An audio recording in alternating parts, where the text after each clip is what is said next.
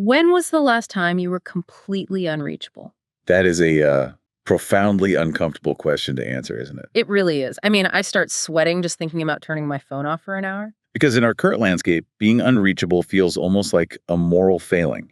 We equate our availability with our importance. Yeah, if I'm not answering Slack instantly, I must not be a team player. Exactly. But when we look back at Carl Jung in that stone tower, it forces us to confront a fundamental misunderstanding about how high-level cognitive work actually happens. We tend to romanticize isolation, right? It is just this peaceful, restorative retreat. Yeah, like a spa day for the mind. But the reality of what Jung was doing in Bollingen was not a vacation. It was a highly strategic, aggressive retreat from the world. Designed to unlock a very specific state of mind. Right. And today, we're doing a deep dive into a concept from an incredibly powerful book that fundamentally challenges our modern obsession with constant connectivity. We are looking at a rare, highly valuable skill. A structural shift in how your brain operates. One that will dictate whether you merely survive in this chronically distracted world or whether you actually thrive in it. Okay, let's unpack this, because it feels like we need this now more than ever. We absolutely do. If this isn't just another surface-level productivity hack,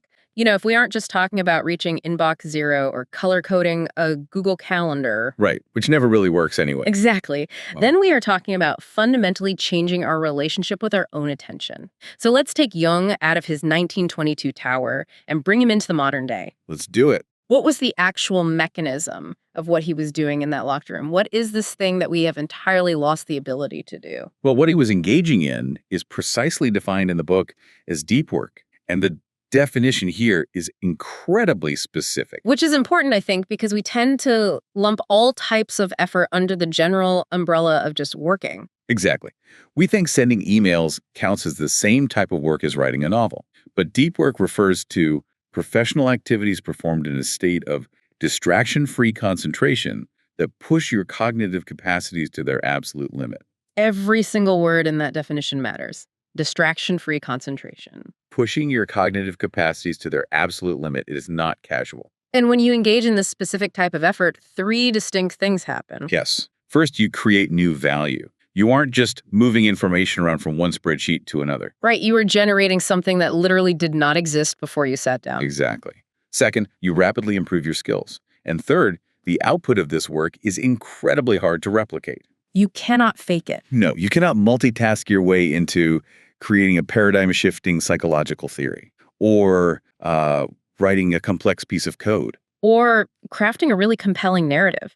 That definition draws such a clear line in the sand. It separates the illusion of productivity from actual needle-moving creation. Think of it this way. I love this analogy from the source material. Imagine your brain is a high-speed superbike. Let's say a Suzuki Hayabusa. Oh, a machine engineered for pure, terrifying speed. Exactly. Mind-bending speed. Now imagine you are on a completely empty, straight highway in the middle of the desert. The asphalt is flawless. Not a single pothole, not a single turn, no cross traffic, no stoplights, nothing. It's open road. Right. In that perfectly controlled environment, you can open the throttle. You can push that machine to 300 kilometers per hour and just keep it there. That unbroken, blindingly fast, limit-pushing state. That is deep work. That is the Hayabusa on the open road. But look at how we actually operate today. Most of us are trying to drive that exact same Hayabusa through bumper-to-bumper, gridlock city traffic. Yes. We rev the engine, we speed up for exactly 2 seconds, and then we have to hit the brakes.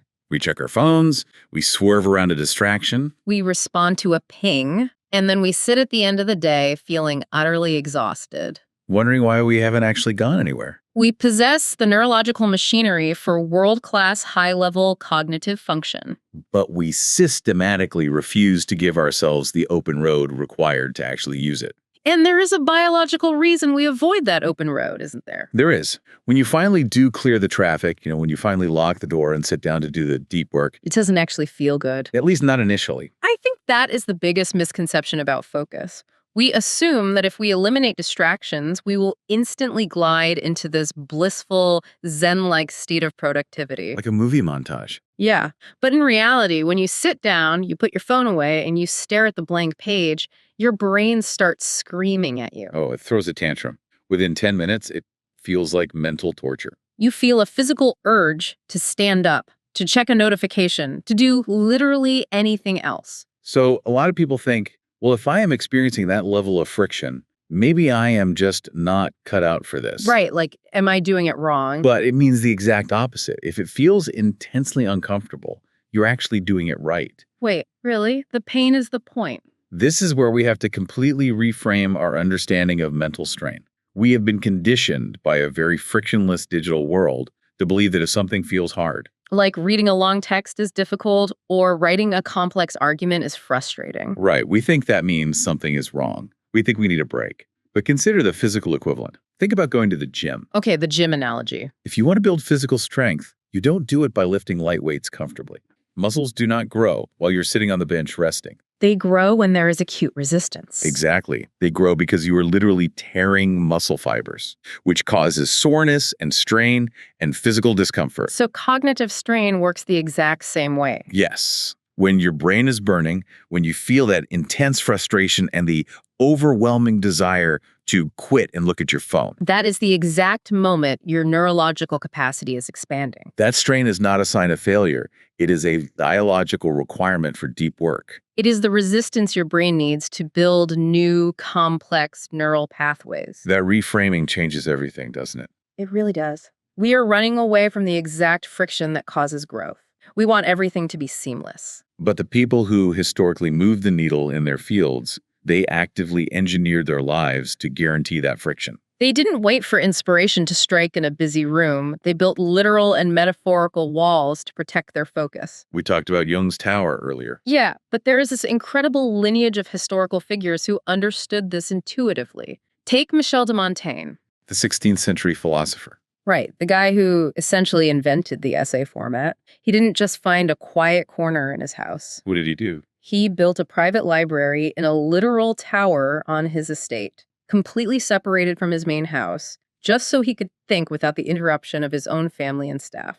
So he physically removed himself from the daily administration of his own life. Exactly. Or look at Mark Twain. When he was writing The Adventures of Tom Sawyer, he worked in a small shed on a farm in New York. A shed? Yeah, and the shed was located so far away from the main house that his family couldn't just walk over and knock on the door to tell him lunch was ready. That is hilarious. It was an intentional barrier. They had to stand on the porch and blow a horn to signal him. He made himself physically unreachable by foot. That is dedication to the craft. Or consider Woody Allen. Regardless of anything else, the man wrote 44 films, 23 of which were nominated for Academy Awards. And he did it all over decades without ever owning a computer.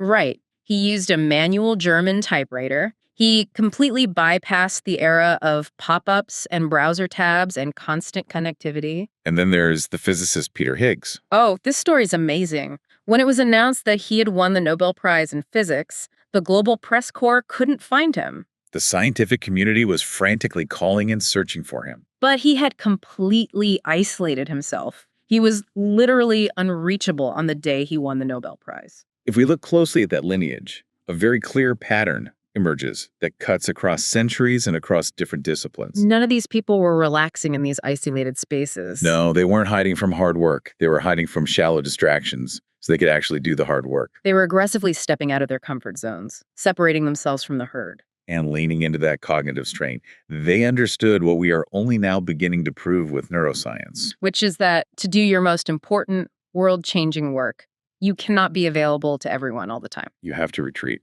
Which perfectly sets up the villain of this narrative. Yeah. Because if deep work is the hero of our story, this powerful value-creating force, We have to identify the antagonist that makes this hero so incredibly rare today. and that villain is sitting in your pocket right now. It is the network of digital tools we use every single day. Social media, constant emails, instant messaging, Slack, WhatsApp. Now, it is important to note that the tools themselves are not inherently evil. I mean, a hammer isn't evil. Right, it is just a tool. But the way these specific digital tools hijack our neurological systems and demand constant fragmented attention, that makes them the primary antagonist in the story of our focus. Think of your daily cognitive capacity, your attention, as a 3-liter pitcher of water. Okay, I am picturing it. To do a true session of deep work, like to solve a complex engineering problem or draft a compelling legal brief, you need to pour all 3 liters of that water onto that one specific task. You need to flood the problem with your unbroken attention.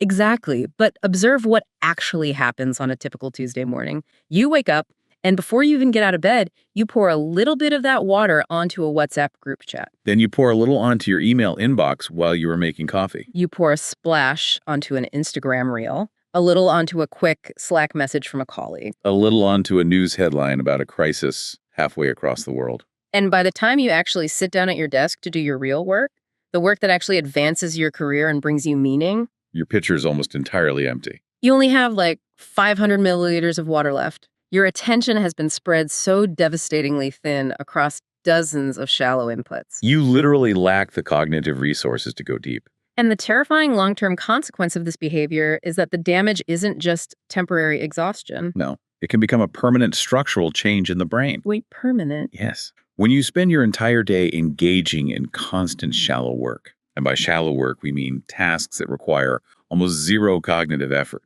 The kind of things you can do while eating a sandwich and half listening to a podcast. Exactly.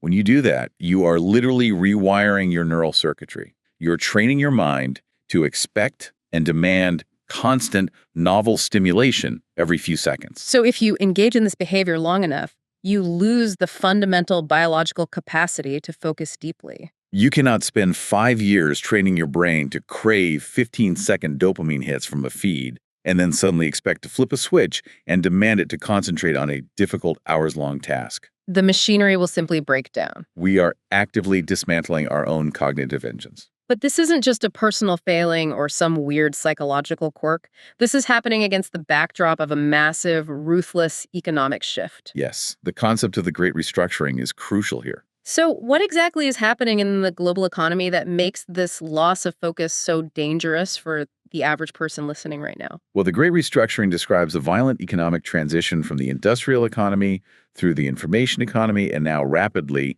into the AI economy. Right. If you look back at the industrial age, the demand for deep, focused work was relatively low for the average person. Who actually needed to do deep work back then? Mostly just the CEOs, the top-tier executives, the inventors. The strategists. The vast majority of the global workforce was employed to do mundane, repetitive, physically demanding, but cognitively shallow tasks. You stood on an assembly line and pulled a lever. You managed a filing system. You didn't need deep, sustained focus to survive and make a living economically. The system was designed to require your physical presence, not your cognitive depth. Exactly. But the rules of the game have completely changed. In the digital age, and especially with the exponential rise of artificial intelligence, mundane, repetitive knowledge work is the very first thing being automated. If your job consists of taking data from one spreadsheet, reformatting it, applying a basic set of rules, and emailing it to someone else, An AI can do that faster, cheaper, and without needing a salary or a coffee break. the economy is actively hollowing out the middle. It is dividing. And in this new restructuring, the book outlines 3 specific groups of people who will not just survive this shift, but who will disproportionately thrive and dominate the new landscape. Let's look really closely at these 3 winners, because this is the blueprint for future-proofing a career. Who is the first group?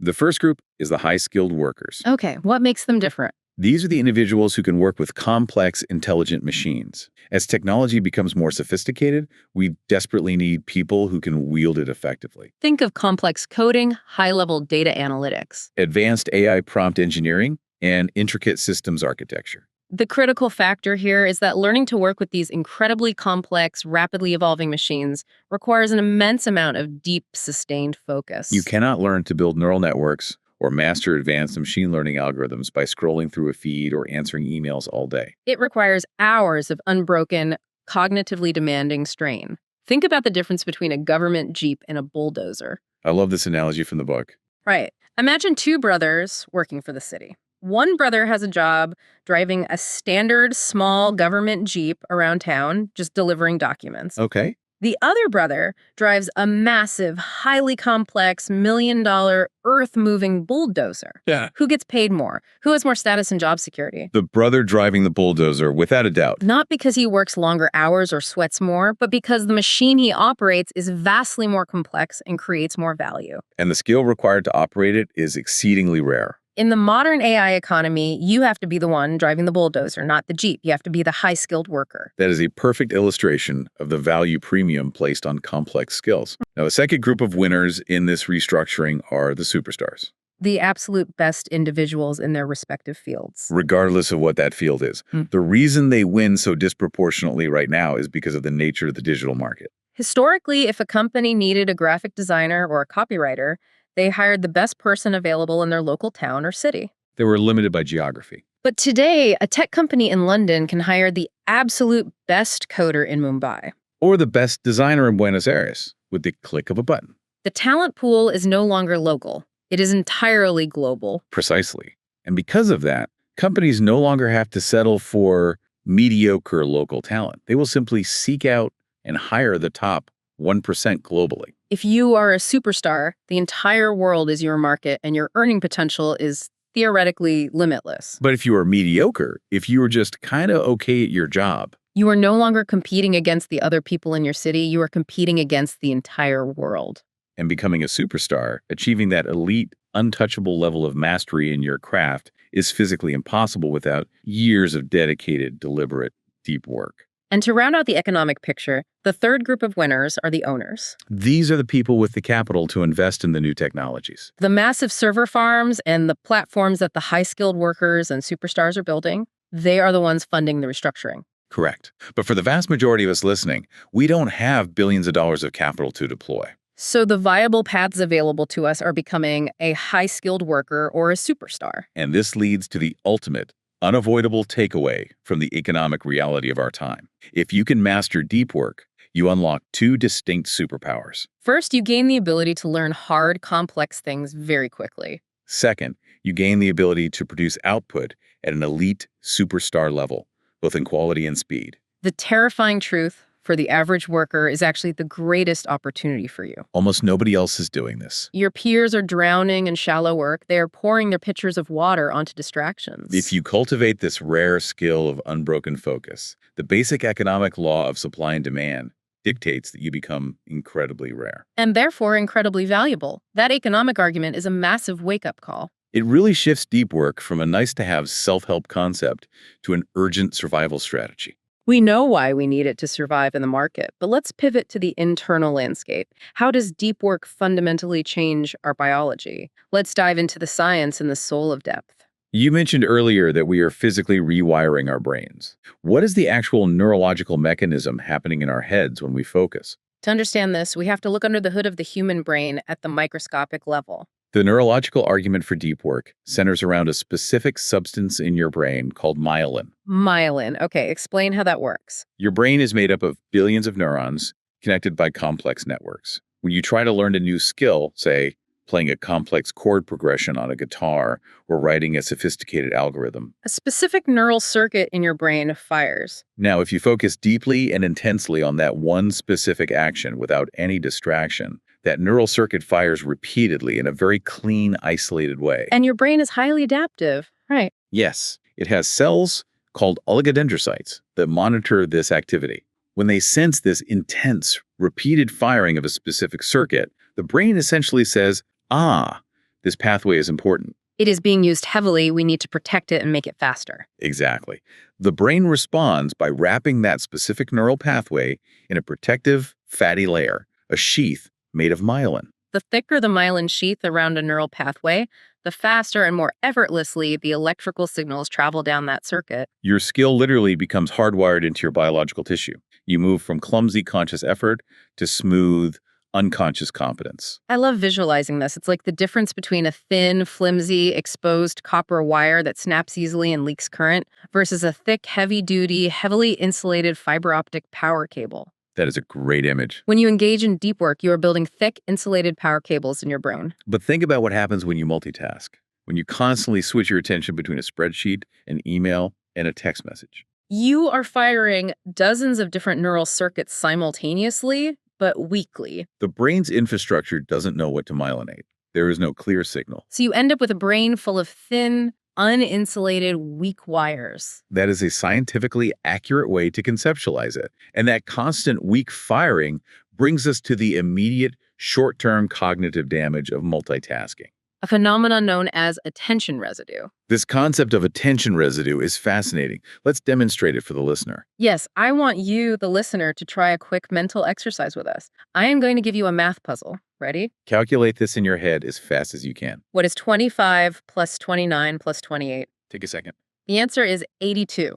You likely had to hold the numbers in your working memory, carry the tens, and focus your mind entirely for a few seconds to get there. Okay, let's do another one. What is 25 plus 35 plus 19? Oh, and by the way, I think your boss just emailed you about a mistake in yesterday's report. Your car alarm might be going off outside, and we need to completely restructure the project we have been working on for a month. Did you feel the friction on that second puzzle? Even if you knew those statements were just hypothetical, simply hearing them introduced competing thoughts. It wasn't just the math that was hard. It was the fact that unrelated, stressful pieces of information were thrown into your working memory while you were trying to compute. What you were experiencing there is the mechanism of attention residue. When you switch from task A to task B, even if it's just a momentary glance at a WhatsApp message or checking a quick email notification, Your attention does not instantly and fully transfer to the new task. your brain is not a computer that can cleanly close one application and open another.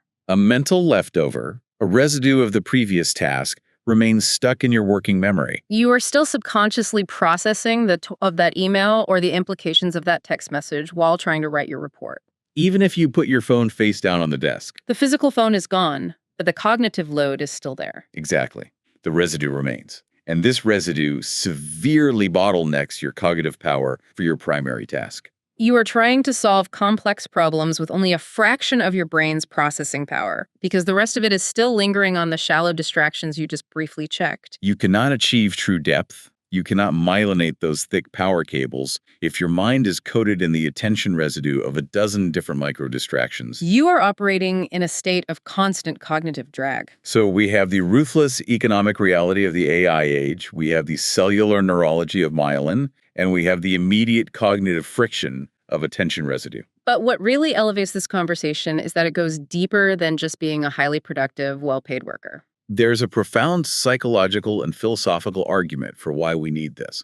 Let's talk about the soul of depth. This is where we move beyond just surviving the modern economy and look at what actually makes a human life fulfilling. Psychologically, we look at the work of Mihaly Csikszentmihalyi, the pioneering psychologist who coined the term flow. Flow is that elusive state where you are so completely immersed in an activity that time seems to vanish. You lose your sense of self, you lose your anxieties about the past and the future, and your consciousness becomes pure action and awareness. It's like the runner's high, but for your intellect. Yes. And what Csikszentmihalyi discovered through massive amounts of empirical research is that focusing deeply is inherently biologically rewarding to the human brain. It almost doesn't matter what you are focusing on. The very act of marshaling your attention, organizing your consciousness, and directing it intensely toward a single, challenging goal creates a profound sense of psychological satisfaction. We assume we are happiest when we are passively relaxing, scrolling on a beach, doing nothing. But the data shows we are actually happiest when our minds are stretched to their limits in a state of deep, focused flow. And the philosophical argument takes this inherent satisfaction even a step further. There is a reference to a book called All Things Shining by Hubert Dreyfus and Sean Dorrance Kelly. They explore this idea that modern life has lost its sense of sacredness. We are constantly stressed by the rush, the pings, the endless notifications. Everything feels fragmented, reactive, and ultimately shallow. But deep work, they argue, brings back the meaning of craftsmanship. It is easy to understand craftsmanship when we look at physical objects. Think of the artisans who spent their entire lives carving the intricate marble details of the Taj Mahal. Or a master carpenter hand-cutting the joints of a beautiful piece of furniture. We recognize an inherent meaning, a sacredness, in dedicating oneself to a physical craft, in shaping materials with intense focus, care, and reverence.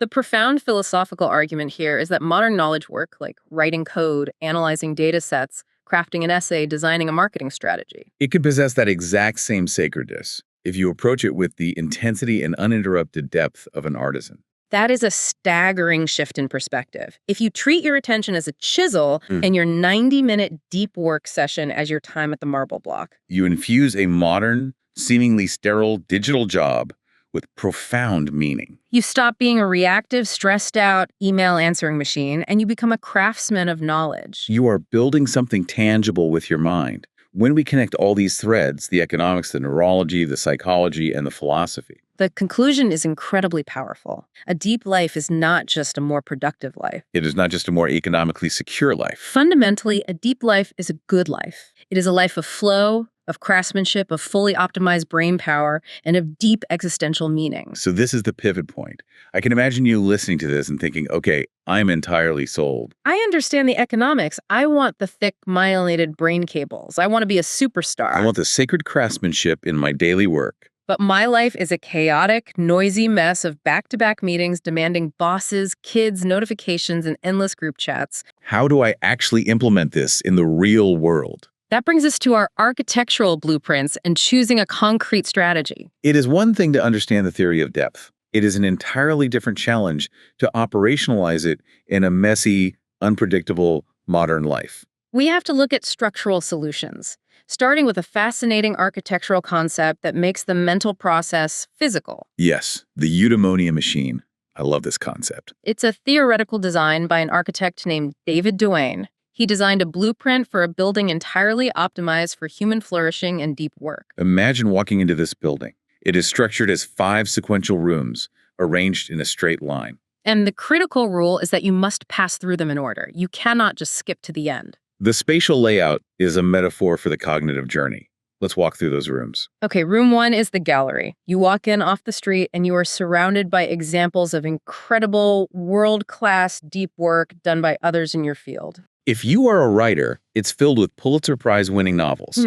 If you are a coder, it displays elegant, revolutionary software architecture. It's designed to immediately inspire you, to remind you of the standard of excellence you are aiming for. You move from there into room 2, the salon. This is a place for high-quality coffee, comfortable couches, and intense, unscripted debate and collaboration with your peers. You share ideas, you argue, you spark new concepts, you get feedback. You move from the salon into room 3, the library. This is where you gather the hard data, the research, the reference books, the raw materials you need for your specific project. You are stocking your mental pantry. Then you move into room 4, the office. This is explicitly for shallow work. You have a desk, a phone, your email client. You handle the administrative tasks, answer the urgent messages, and do the logistical work required to keep the lights on. And then finally, once the admin is cleared, you enter room 5, the deep work chamber. This is a completely soundproofed, isolated room. Thick walls, no phones allowed, no internet connection, no windows looking at distractions. Just you, your tools, and the work. You transition perfectly from inspiration to collaboration to research to admin and finally into ultimate isolated depth. It is a beautiful, idealized physical manifestation of the mental journey required for depth. But of course, the reality is that most of us cannot build a 5-room eudaimonia machine in our 2-bedroom apartments or open-plan corporate offices. We have to adapt the concept. We have to choose a personal philosophy, a scheduling strategy that fits our actual constraints-heavy lives. We can categorize these into 4 distinct approaches to depth. And this is where you need to start critically evaluating your own profession and lifestyle to see which one is actually viable for you. Let's break down the 4. Approach number 1, the monastic approach. This is the most extreme and unforgiving philosophy. The monastic approach involves complete and utter isolation. You systematically and ruthlessly abandon all shallow obligations. You do not have a social media presence. You rarely, if ever, answer emails. You are like a monk dedicated solely to your craft. A classic example is the legendary computer scientist Donald Knuth. He famously does not have an email address. He states very clearly that his job is not to be on top of things, but to be at the bottom of things. He communicates via physical mail, which his assistant batches and gives to him once every few months. This approach is highly effective for producing world-class output, but it is really only viable for a very small percentage of people, usually established academics, tenured professors, or famous authors whose only metric of success is producing massive, complex breakthroughs. Right. Let's be real. If you try the monastic approach at your standard mid-level corporate marketing job, you're not going to become a superstar. You're just going to get fired for not answering your boss's Slack messages. It requires massive existing leverage to pull off. So if monastic is too extreme for the rest of us, what is approach number 2? Approach number 2 is the bimodal approach. This is exactly what Carl Jung was doing.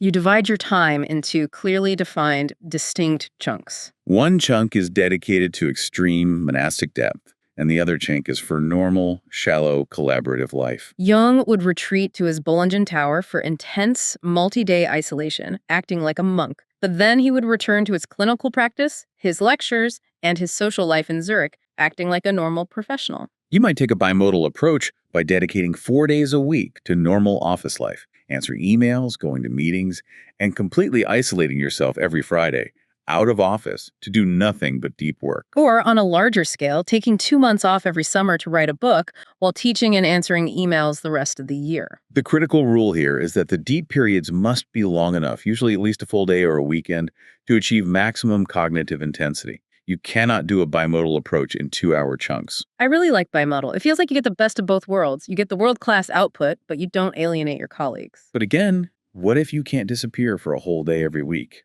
What if your job requires daily presence? Then you move to approach number 3, which is arguably the most common and sustainable, the rhythmic approach. This is about transforming deep work into a daily, unbreakable rhythmic habit. You carve out a specific time every single day, and you chain those days together. A classic example is the writer who wakes up at 5 in the morning every single day to write for 2 uninterrupted hours before the kids wake up, before the sun comes up, and before the emails start coming in. Or it could be 8 to 10 in the morning every day at your desk before you open your inbox. The rhythm is the power here. You don't have to expend mental energy deciding when you are going to work deeply. The schedule dictates it. It becomes as automatic and non-negotiable as brushing your teeth. This feels like the most accessible one for people with standard 9-to-5 jobs. You find your rhythm, you protect that specific 90-minute block of time fiercely, and you just execute daily. But there is one more approach, and this one sounds incredibly taxing. Approach number 4, the squeeze,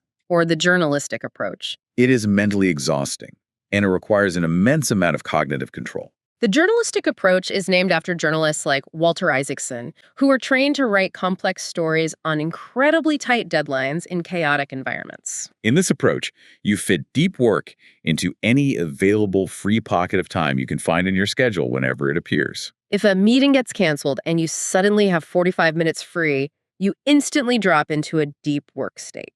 If you are waiting at the airport gate, you open your laptop, block out the noise, and go deep. The student who is taking 5 honors classes while juggling multiple extracurriculars survives by weaponizing every spare minute. But wait, if we go back to what we just discussed about attention residue and cognitive strain, isn't this dangerous? Willpower is a finite muscle. If you are constantly trying to force yourself to shift gears from a noisy, chaotic environment into deep, myelinated focus on a whim, aren't you going to burn out your willpower just trying to start the task? That is exactly the critical weakness of the journalistic approach. It relies heavily on sheer brute force willpower, which depletes rapidly over the course of the day. It is an approach for veterans of depth work, not beginners. That is why, regardless of which approach you choose, whether you are hiding in a tower on Fridays or waking up at 5 in the morning every day, you absolutely must establish strict routines and rituals. You cannot rely on willpower alone to get you into a state of depth. You have to automate the transition. Rituals are the secret weapon here. You need to create physical and environmental cues for your brain. It is about building a miniature eudaimonia machine through your habits. Maybe you always do your deep work in a specific chair in your house that you never use for watching television. Maybe you brew a specific type of tea or coffee right before you start. Maybe you put on noise-canceling headphones and play a specific type of instrumental music or white noise. You are telling your brain, when I hold this specific mug and sit in this specific chair and hear this specific music, it is time to shut out the world and myelinate those pathways. So look at your life. Are you a freelancer who can disappear on Fridays, go bimodal? Are you a parent with a busy corporate job? You probably need a rhythmic morning routine. But here is the vital, often overlooked caveat to all of this architectural planning and scheduling. You can set the perfect schedule, build the perfect ritual, buy the most expensive noise-canceling headphones. And none of it will work if your brain is fundamentally addicted to distraction. We have to address what happens outside of the deep work sessions. This brings us to the final and perhaps most challenging phase of this process, training the brain and embracing boredom. This is the bitter pill we all have to swallow, because it is not just about what you do when you are sitting at your desk working, it is about what you do when you are not working. And right now, as a culture, we are aggressively training our brains to be terrified of boredom. There is a highly disturbing study by Clifford Nass, a late researcher at Stanford University. He studied people who considered themselves expert, chronic multitaskers. The people who pride themselves on always having 20 tabs open, who are watching a video while texting on their phone and writing an email on their laptop. He found that these chronic multitaskers were fundamentally worse at almost every cognitive metric. They couldn't filter out irrelevant information. They couldn't manage their working memory. They were chronically deeply distracted, even when they tried to focus on a single thing. His conclusion was chilling. If your brain is accustomed to constant on-demand stimulation,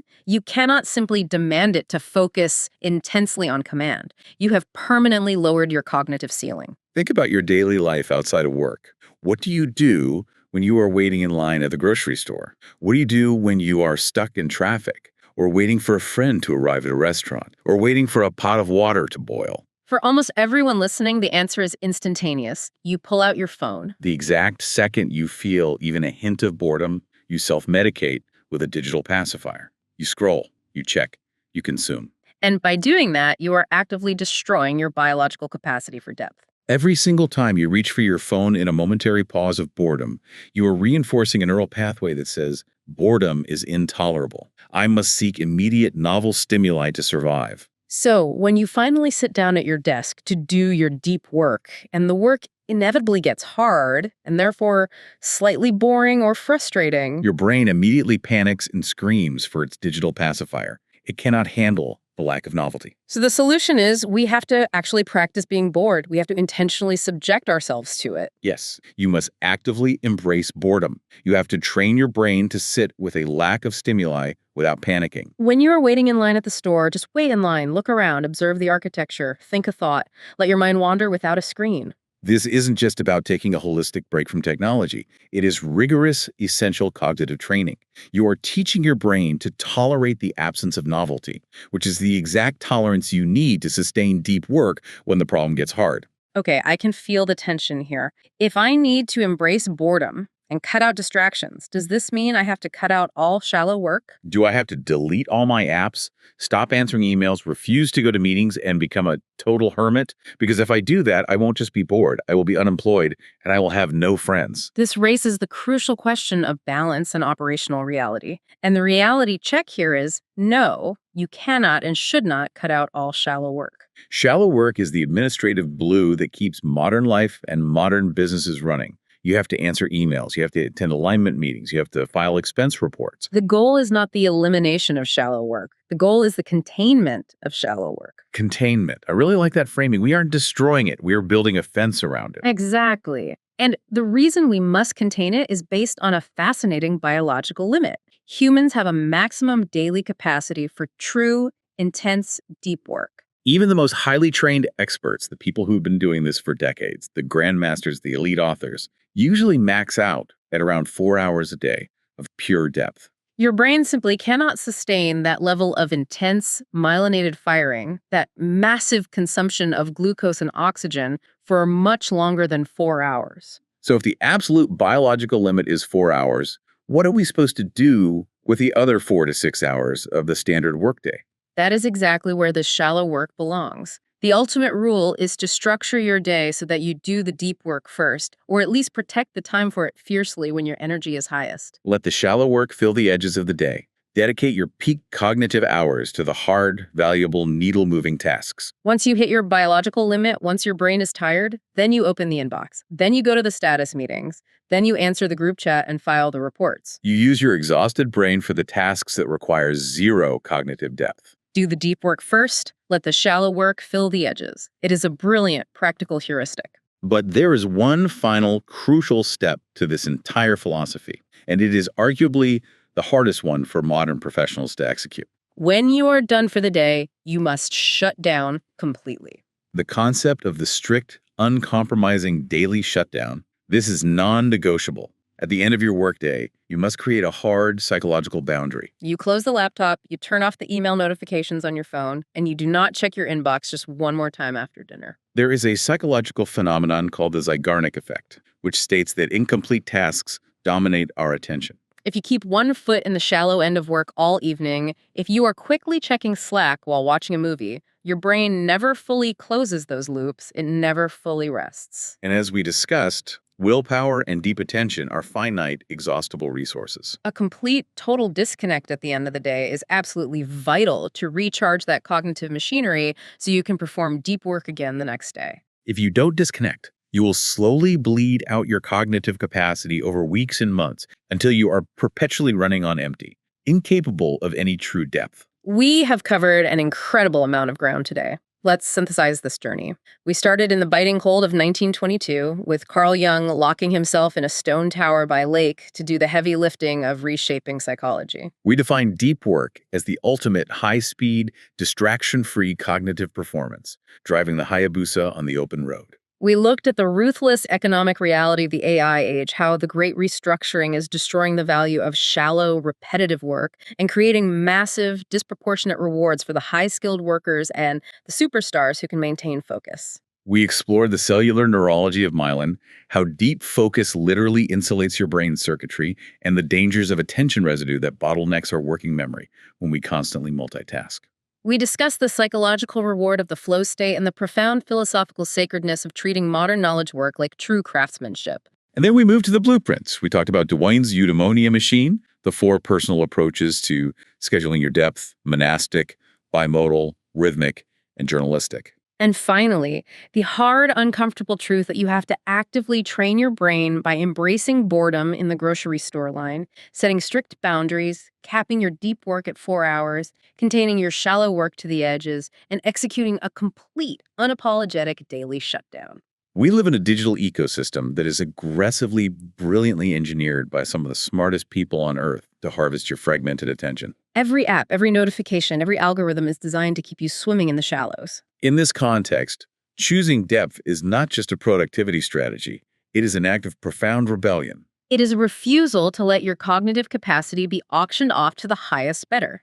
When you choose to cultivate the rare skill of deep work, you are taking control of your economic future, yes. You are transforming yourself from an ordinary, easily replaceable worker into a rare, highly valuable superstar. But more importantly than that, you are taking control of your own mind. You are choosing a life of focus, of meaning, and of true craftsmanship. A deep life is, fundamentally, a good life. But I want to leave you with a final provocative thought to mull over as we end this. Something that builds on everything we've talked about today, but takes it entirely out of the office. Okay, what is that? We have spent this entire time talking about deep work for professional success, for economic survival, for becoming a superstar in your career.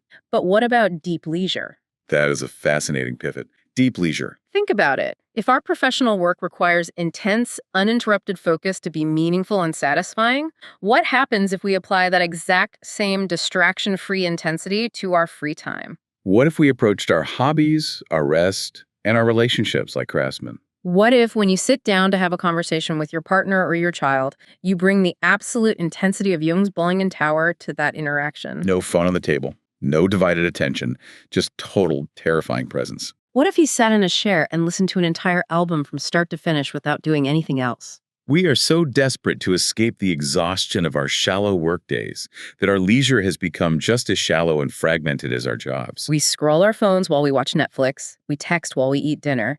Could mastering deep work actually be the secret to mastering our free time too? Could building those thick, insulated neural pathways of focus be the very thing that allows us to actually experience true joy, deep connection, and real rest when we are finally off the clock? It is a beautiful and immensely challenging thought. If human attention is the ultimate currency of a meaningful life, then where you spend it and how intensely you spend it determines the quality of your entire existence, not just the size of your paycheck. Exactly. So tomorrow morning, when you wake up, before you reach for the phone, before you pour that very first drop of water from your pitcher of attention into the shallow end, Picture the heavy stones of that tower in Switzerland. picture the flawless, empty highway in the desert, and ask yourself, what are you going to build today?